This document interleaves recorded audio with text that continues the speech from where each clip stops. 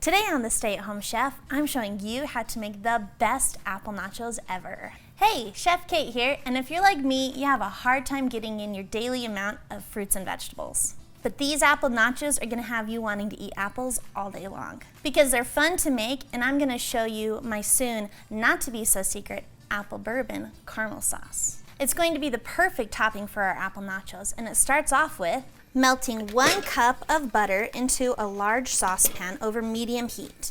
Once that butter is melted, you're going to pour in 1 can or 14 ounces of sweetened condensed milk, followed by 1 cup of corn syrup and 2 1/4 cups of brown sugar. And yes, I know I'm gonna get a ton of comments about this is a lot of sugar, but I hate to break it to you, these aren't really healthy nachos. Going back to the saucepan, we're going to use a whisk or rubber spatula and stir these ingredients together over medium heat until it starts to simmer, scraping the sides and bottom regularly so that you don't get any burning. You want to keep on stirring this until that caramel reaches an internal temperature of 200 to 205 degrees Fahrenheit.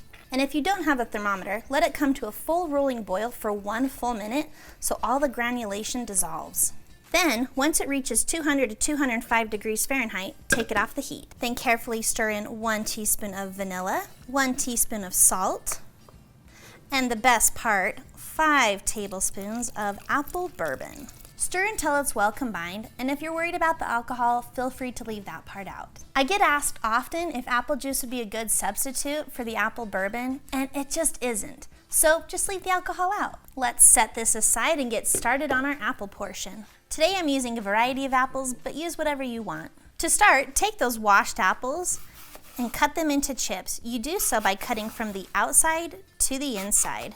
Then, once you've hit that core, rotate that apple 90 degrees and start on the next side. I love cutting it this way because there's more surface area for that caramel, but cut it however you want to. Then spread those apples out on the plate just like you would for nachos. Then top with your caramel sauce. Then finish off your nachos with your favorite toppings. Personally, I love to top my apple nachos with mini chocolate chips, toffee bits, melted white chocolate drizzle, mini marshmallows, or fresh peanuts. Once your apple nachos are topped, you are ready to eat.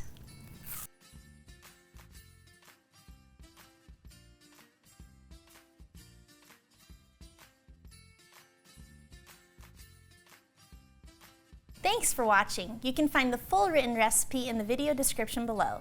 Be sure to check out the website, thestayathomechef.com, where you can find hundreds of restaurant quality recipes that you can easily make at home. We'll see you later.